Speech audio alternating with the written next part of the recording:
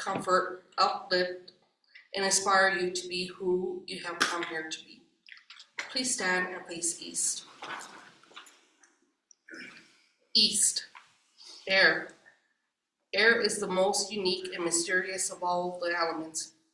It represents all that cannot be seen, the soul, heart, and spirit world. It can be unpredictable, playful, seductive, and soothing. Slowly breathe in. As you breathe out, trust in the wide open spaces of spirit. The time has come to soar higher and experience vibrant living. Please turn to your right. South. Fire. Fire is considered a primary agent of change. Through its heat, fire purifies and transforms. The energy of fire is about self-expression and its all-luring and wild, brilliant dance of light. Step into the fire and live. Slowly breathe in. As you breathe out, let go of all the limiting beliefs and step into the fiery spark of creation as you live out loud. Please turn to your right. West, water. Water represents the flow of life. It gracefully conforms to any container or environment. It is a powerful example of non-resistance. Be aware of the day-to-day currents and move freely with them. Slowly breathe in. As you breathe out, let go and give yourself completely to the wisdom and flow within. You are awakened and in awe. Please turn to your right. North, earth. Earth energy is nurturing and grounding. A deep bond with the heart of Mother Earth is fundamental for spiritual health because it gives each one a sense of purpose, invites us to be open and receptive. It reminds us of our interconnectedness with all life. Slowly breathe in. As you breathe out, take time to let go of the busyness of life and embrace the quiet by connecting with Mother Earth. Please turn and face center aisle. Close your eyes and put your hands over your heart and feel the presence of this element within, honoring each as an element of spirit. Now open your eyes. Take a moment as you see with the eyes of God, noticing God looking back at you. Namaste. Namaste.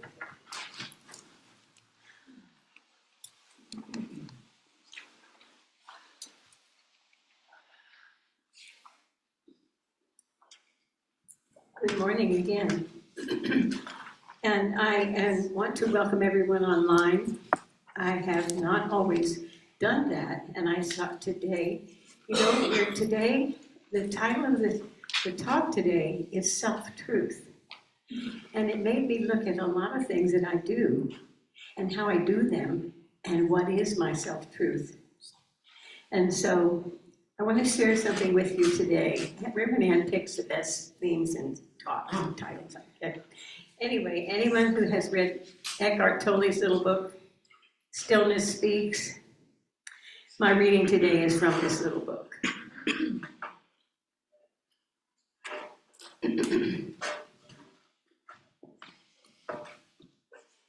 As you go about your life, can you be aware of yourself as the awareness in which the entire content of your life unfolds?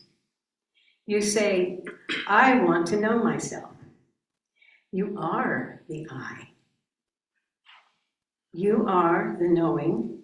You are the consciousness through which everything is known. And that cannot know itself. It is itself.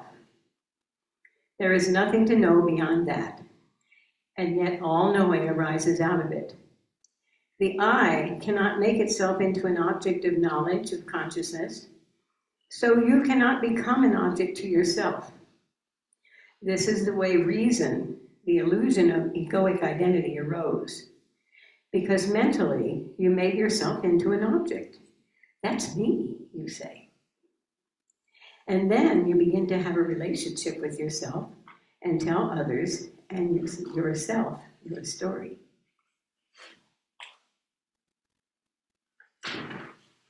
Thank you for bearing with me here with page turning.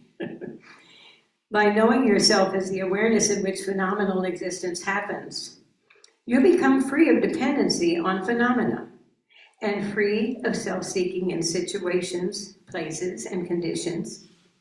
In other words, what happens or doesn't happen is not that important anymore. Things lose their heaviness, their seriousness. A playfulness comes into your life.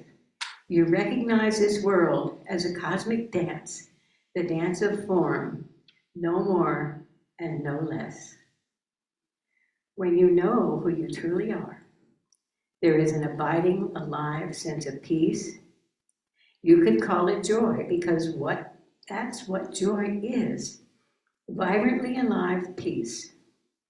It is the joy of knowing yourself as the very life essence before life takes on form. That is the joy of being and being who you truly are. And so our affirmation today is, I'll read it through, it's a little longer than usual. And then we'll say it together. You can follow after me. In remembering who I am, I live vibrantly in joy with an abiding sense of peace. Okay, follow me. In remembering who I am, I live vibrantly in joy with an abiding sense of peace. Now I'd like you to look at each other and smile.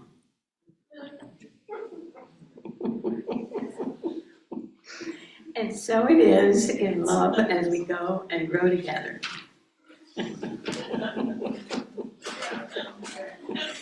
A smile is your umbrella on a rainy, rainy day. Have a wonderful day, everyone. I know that Rev Ann's talk will bring us to that place of joy.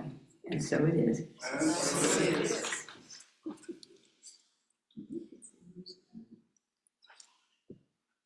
So I'm going to share 2 solo pieces this morning just to honor and appreciate this wonderful instrument that has shown up here at Congregation of Tikva and is also available to us. This first song, Charlie Drobeck and I, the wonderful flutist who was here back in April, she and I played this. It's called As You Like It. The second song I'll play after Ann's talk in our collection will be something most of you will recognize, or all of you. So say yes quickly.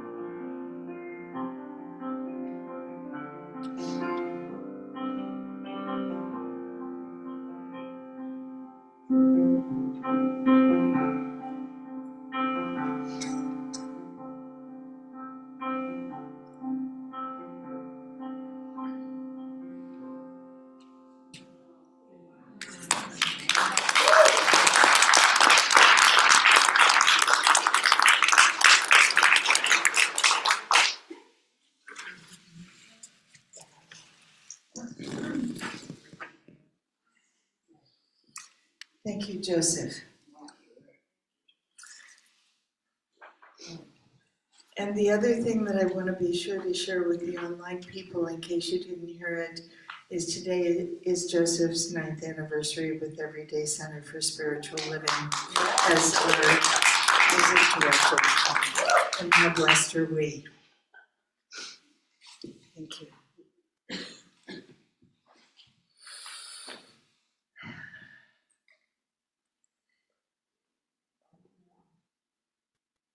Thank you, Patty, so much for the perfect introduction to what it is that I'm encouraging us to take a clear look at today and in the week ahead and every day in terms of our self-truth. And I found it so interesting at the beginning of Eckhart Tolle's piece, where he talked about how when we discovered that we were the idea of separateness, that there was a you and me, that we objectified ourselves. And I know that isn't what we meant. That isn't what our being was intending to do, but it made sense at the time. You know, there's so many things that we decided, choices that we made, that made perfect sense at the time. And it doesn't matter that they no longer make sense. It's just important that we discover they don't. Because just because they made sense at the time doesn't mean they have to make sense for the rest of our lives. Mm-hmm. And one of the great things about this philosophy is that it encourages us and gives us the tools to not only rewrite the story, but to really clearly understand that our past, now listen up, I didn't tell you to bring seatbelts, I should have. Our past has no power of its own. It's an archive. At best, it's an archive. It's a place from which we can look at, and we can take a look at it and we can go, well, that feels like it would be important to remember. right this moment. You know, we can dig down, we can put enough of us have computers by now, right? All of us have computers. We can put the computer on search and we can dig for that memory, whether it's a person's name or a place that we went or when we went there or whether or not we had a good time or whatever it is. But it has no power of its own. Our past is an archive. Our past is an archive. And we don't necessarily always feel that way, if at all, before this morning. Sometimes we feel as though the past is the boss. The past is the rules. The past is the roadmap. The past is someone's idea of how things are supposed to be now. It doesn't matter, really, whether that past is decades ago, years ago, 5 minutes ago. What the past really is over. Mm-hmm. That's the truth.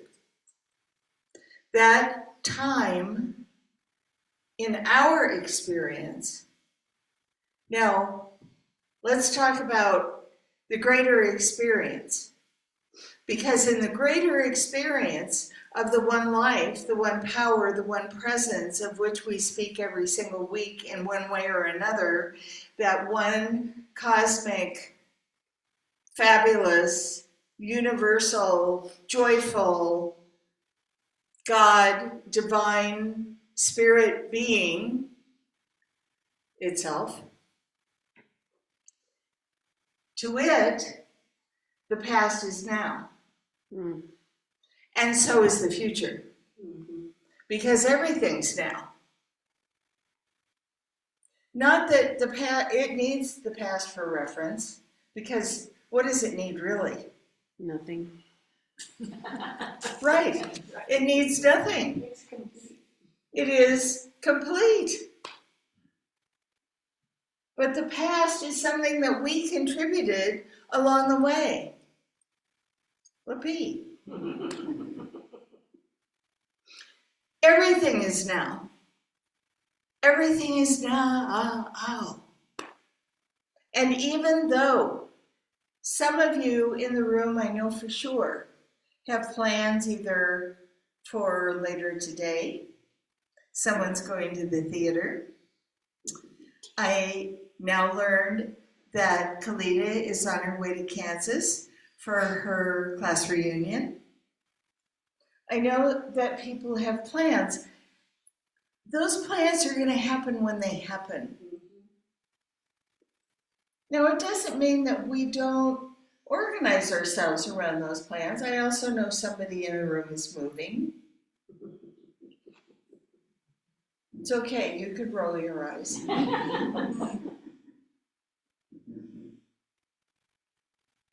And those things are not going to happen until they happen. Right. So we do our planning and we do our organizing. Denise and I are going to make a trip to California at the end of June to celebrate her high school reunion. And so we've been doing some planning around that, but we aren't leaving for California today.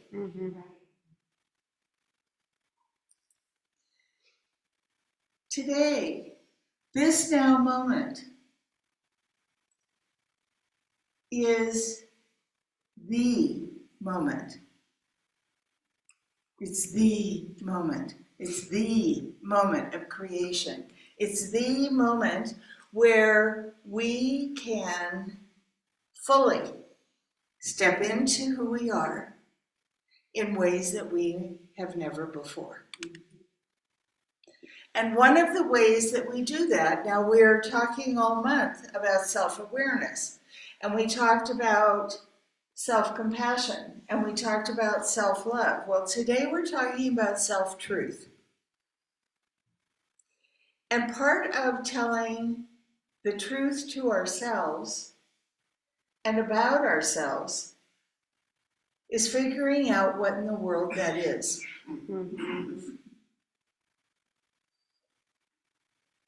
It's not what it is in the moment, because truth is not momentary. So what we're going to take a moment to do right now is roll back to that archived moment when we discovered there was other. Because until we discovered there was other, there was only all. But once we discovered there was other, the game changed. Mm-hmm. Our perceptions changed. And so did everybody else's. But what is really our truth? What is really our truth? Now, the fact that when I was a child, I didn't like onions was true for me then. It is no longer my truth.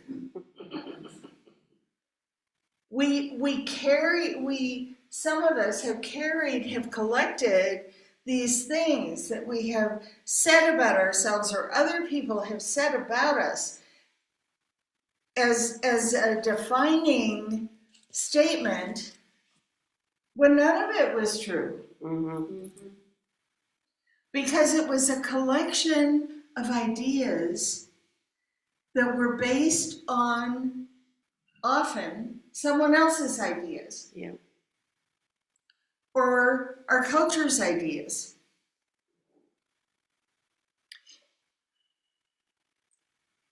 Our truth is that we are one in the one. There is no separation. So the separation we observed as human infants was helpful in the moment, because then we started to be able to identify things in relation to us. But as we identified things in relation to us, it was a plus or minus game. They were either good in relation to us or not good. Or they were okay. Most of the time, given half a chance, we were fascinated. Because this was a time of discovery. This was a time when a blade of grass could have held our attention indefinitely. Or our first encounter with a puppy. Or the first time that we tasted a berry off of a bush and got berry juice all over us. Who cared? We didn't care then. Mm-hmm. We had to learn to care. Mm-hmm. And learning to care is part of our story. Mm-hmm. What did we learn to care about, and how did we learn to express our caring? How did we learn to show our caring? How did we learn to reflect back to others who expected us to reflect back to them their caring? How did we do that? Mm-hmm. Well, we did it more or less okay. Each of us has our own experience. But what's our truth now? Mm-hmm. What is our truth now? Now I'm giving you the foundation of the truth being that we are one in and with and for and as the one. I'm giving you that foundation because that's just the truth. But what's your truth beyond that? What do you really care about? What really matters to you? Not things that the media or a neighbor or a friend or anybody else is saying you should be caring about. What do you today, right this moment, what do you care about? I'm going to fill in a blank here. I'll help you out. We care about the people we love. Because all of us have someone we love. We have something we love. We have pets that we love. We have family members that we love. Family of origin, family of choice. It doesn't matter. We have people that we love. We have trees that we love. We have beautiful flowers that we love. We have gardens. Where's Patricia? That we love. There she is. We have things and people that we love.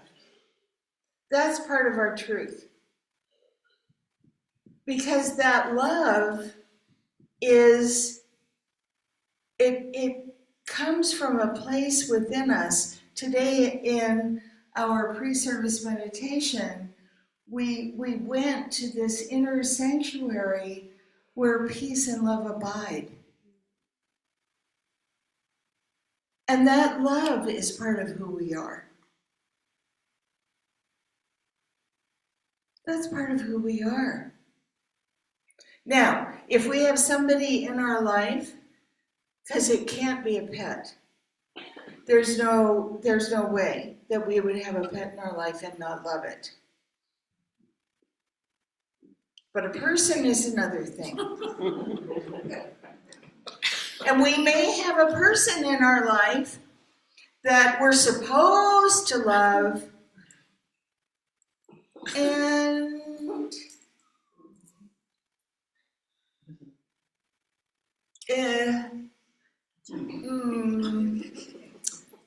well, toleration may be the best we can do. With kindness, of course. Of course.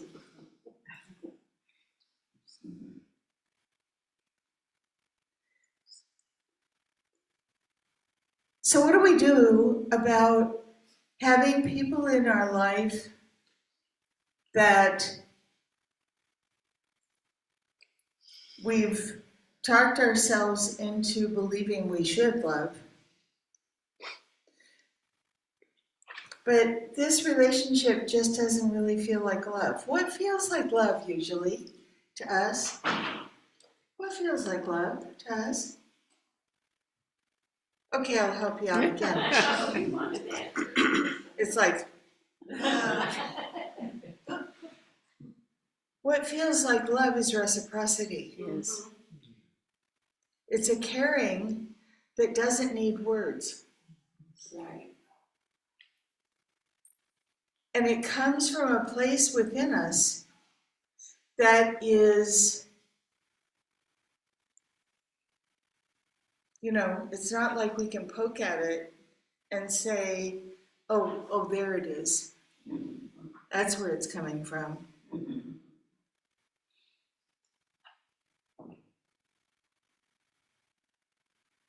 Love is reciprocal.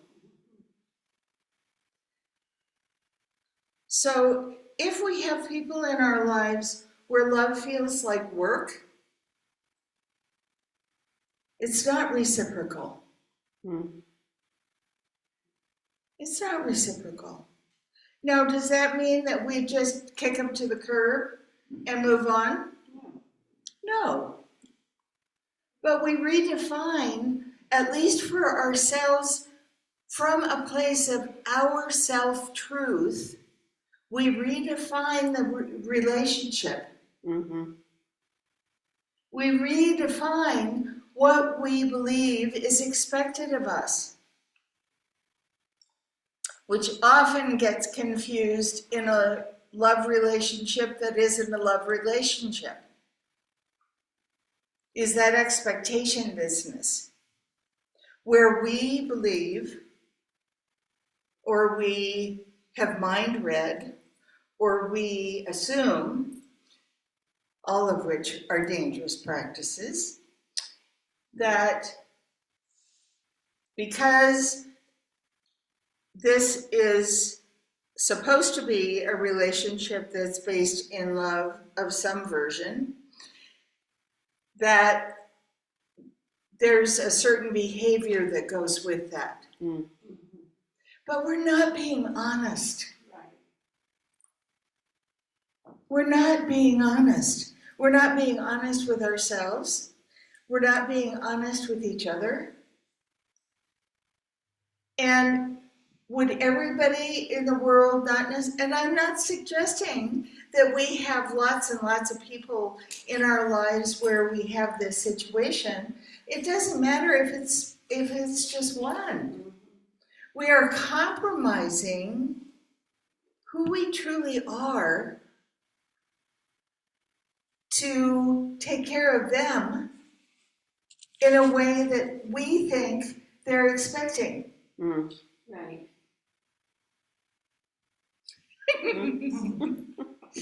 Ah, Patty. Well, that's all.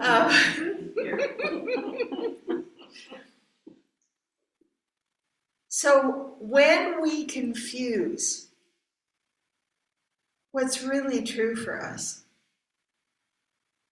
with what we think we should be doing, should is another really juicy word,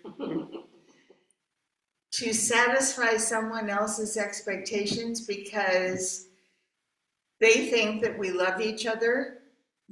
And I'm talking about friends, family, doesn't matter what kind of relationship it is. The most important piece of that isn't the should and isn't the expectations. It's that we have abandoned our own truth because we believe we have to. And you know what? That is a lie. It has always been a lie. It was a lie when we first heard it, and it is a lie now. Mm. If we are not authentic with ourselves,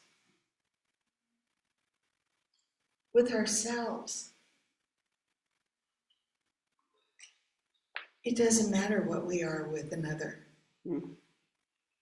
Because we are still compromising the best of us. No one, no matter how much they care about us, if we are not being authentic and truthful with ourselves, no one is really getting the best of us. Nobody. Because we have put part of it in a compartment that no one can access, including us, because it's probably been there for a long time. So the door might be stuck. What else might be our self-truth?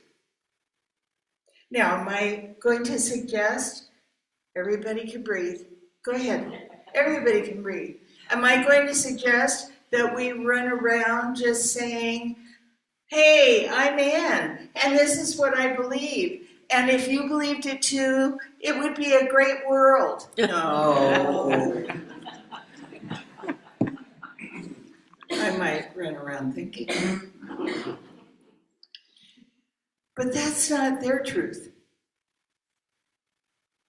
That's not their truth.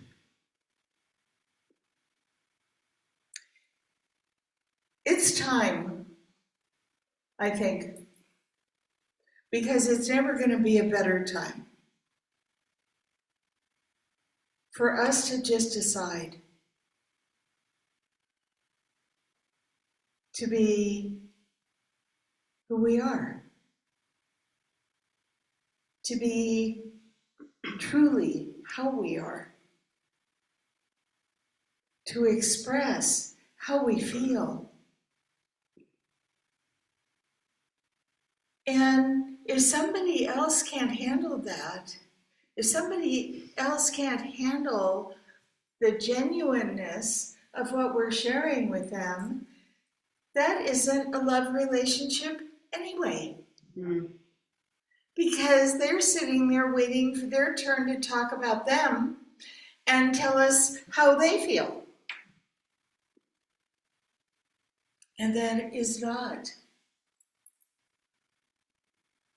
taking advantage of the opportunity whenever we can to be our most genuine self. If we cannot do that, starting here, starting with ourselves, looking in the mirror and saying, you know what, I'm still not too crazy about onions. Actually, that's not true. But starting with looking in the mirror and being able to, just for a moment, give ourselves a shot at saying, you know, it may be hard for me to be looking at myself in the mirror and saying this, but I'm one with the one. I always have been, I always will be. There is nothing else ever that I will be. More or less. Because there cannot be more or less in the one. And then, to those closest to us, to be able to speak, look them in the eye, and speak our truth about what's important to us, what we care about, what we're afraid of. Yes, you can tell me what you're afraid of. If you can't tell me, you can't tell anybody. And I do mean me.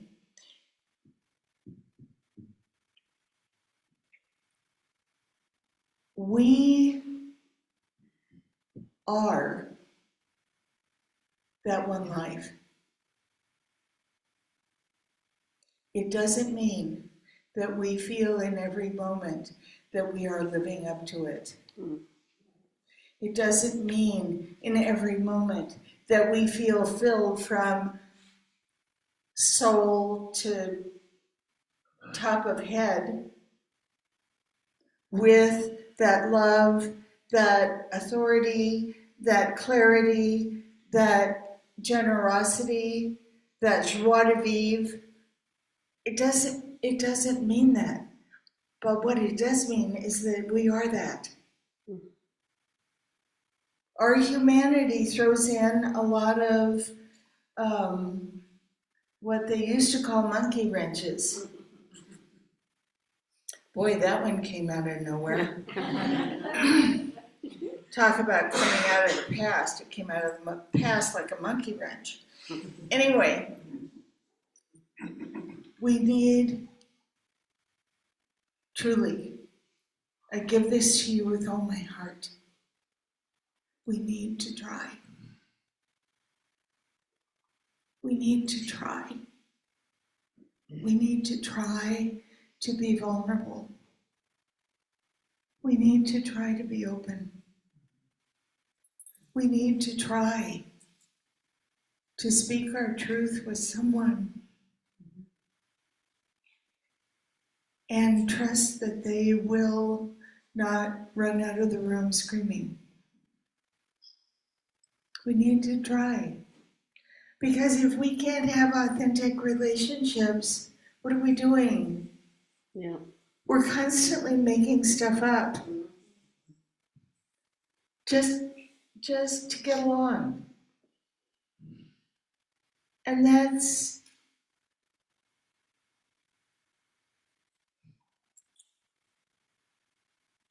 That's not good. I could have put it more colorfully, but I won't. It's not good. And the thing is, the only person that we are hurting is us. Right.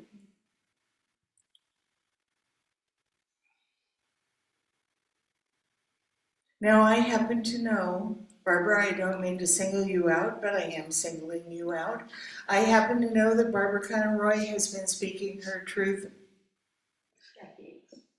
for a long time. And speaking her truth with all of her heart for a long time. But that isn't true for a lot of us. It certainly isn't true for me. I couldn't get here until I could. Right. I couldn't get here until I could speak my truth. But believe me, the road was very windy.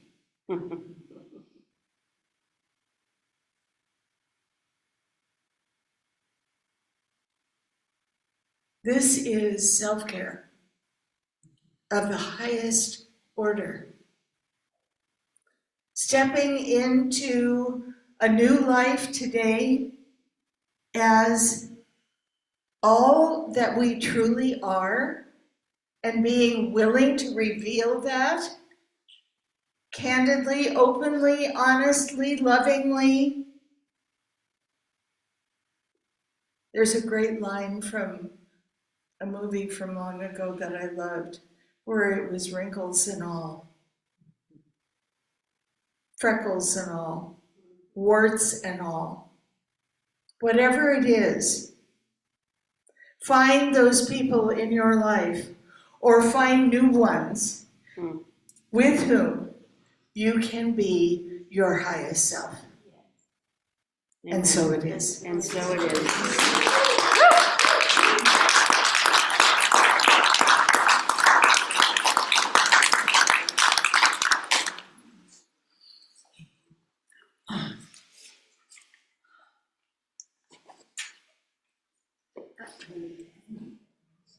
Do you need this? Oh, you need this. Okay. I'm right here.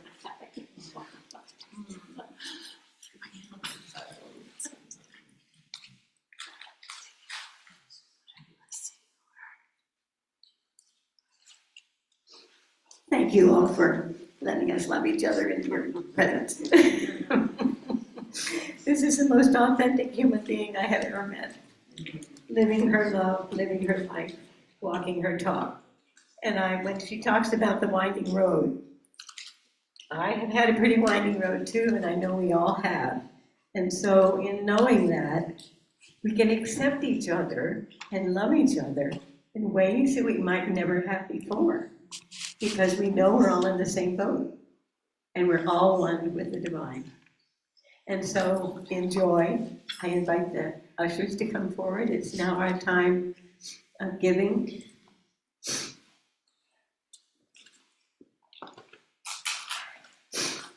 Come over here. Let everybody see. Wait, Patty, I've got to interrupt you. Okay. I've got to interrupt you. Right. Sometimes I see things from a different angle than everybody else because I'm up here watching the bigger picture, you know? And I wish you all could have seen the joy on these two faces as they walked up to Patty to participate in our conscious giving. That changes things. It changes things. It uplifts not only the community, but the quality of our giving and the good that it does. So I just had to share that. That is always welcome. So let's take our gifts in hands, put them over your heart, whatever that gift might be, a thought, an intention, a physical gift. Take a deep breath, and let's say our blessing together. The love of the Spirit, blesses and multiplies all that I am, all that I have, all that I give, and all that I receive abundantly. And so it is. And I'd like to share a little story with you real quick. Yesterday, a coder Thank you, Laura. to Albuquerque to see the Native American Code Talkers exhibit. It was a fabulous, fabulous exhibit. It showed how Native Americans have contributed to this country from the beginning of our country. And they all, many tribes all over the country, have served this country with such faith and such joy and such commitment. And almost every tribe has contributed in some way. Right now, there are 20,000 Native Americans serving in our military. And they do it because this exhibit was called Why We Serve. And they serve because they care. And so what Rev Ann was just saying about all of us, we have things to care deeply about. And that is what we give with. And so I accept these gifts with great love, knowing that they go out and they are building up that wonderful energy of joy, building up the energy of appreciation, of love. And they serve wherever they go in ways that lift everything up. And we are grateful for all of it and how it returns to us so we can continue to give. And so together we can say, And so it is.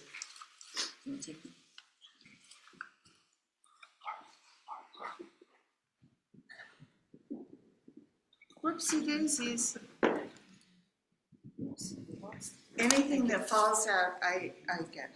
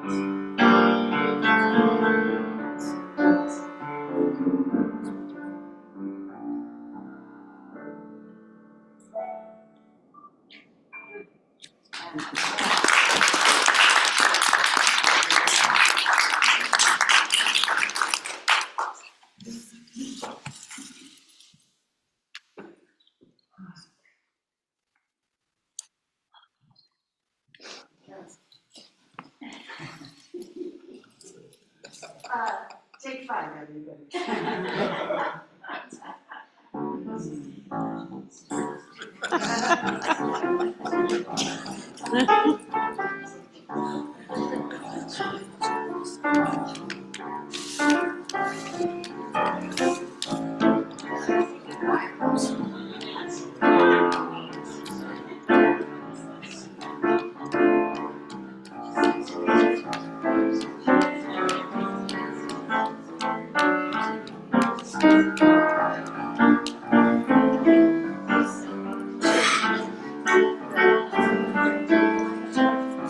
Number are you on your graduation? No, I'm not saying right now.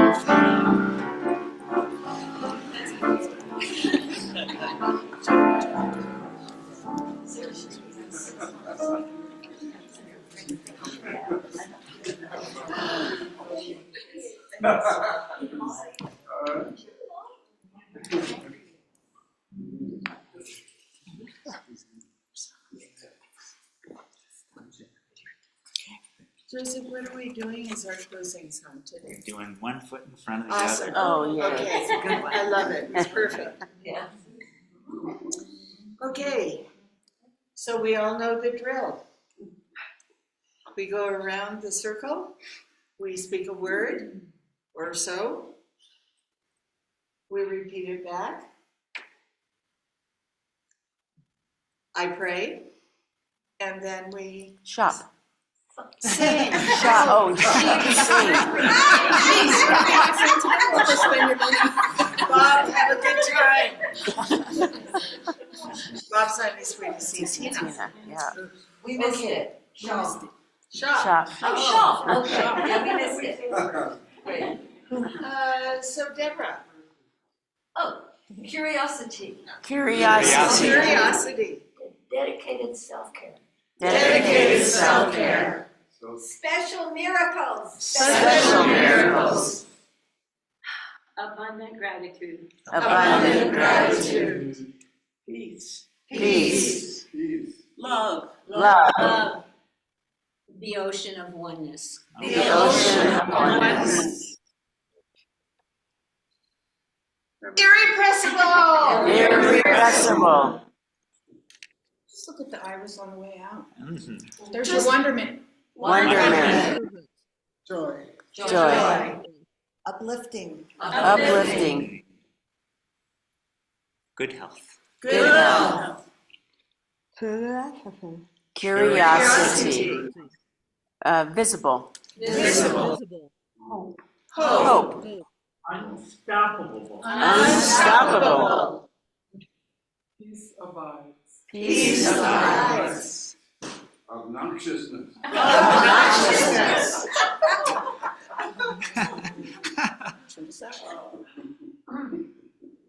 Thank goodness. thank goodness it's spring, Integrity. integrity, Integrity. caring, Kindness. kindness, Kindness. perfectly whole, Happy. happy, Carol, Rose. your word? My word is acceptance, Zoom. loving them just the way they are. Loving things just the way they are. And then we have Jean, love. Love. My word is harmony. harmony, Joan's word is progress. progress, And Paul's word is cool groove. cool groove. Ooh. So I'm going to just have to say that's groovy.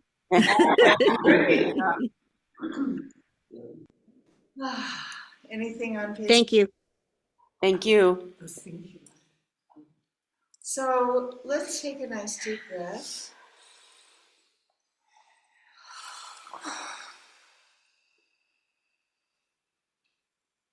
And recognizing that by taking that deep breath, we are making room in us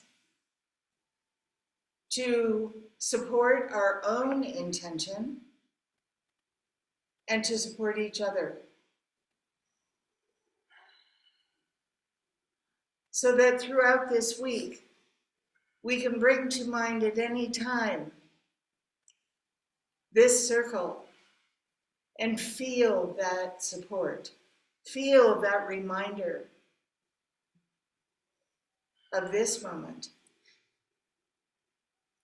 What I know for sure is that something wonderful is happening through us right now. And it is this thing called life. Life is in our mind, life is in our bodies, life is in all of our affairs. We think from it, we speak with it, and as it, and we reveal it through our choices, through our activities, through our thoughts to the world. And so as we have, I'm going to say said yes, to being our authentic selves, to speaking our truth in a new way in the week ahead, I know that we are supported in that every step of the way. Even in those moments when it may feel hard, it may feel uncomfortable, we may feel a little worry about how someone else receives it. We are supported always, in all ways. And as I know unequivocally this to be true, I release this word in that conviction to its fulfillment. And I let it be as together we affirm. And So it is. You gotta put one foot in front of the other.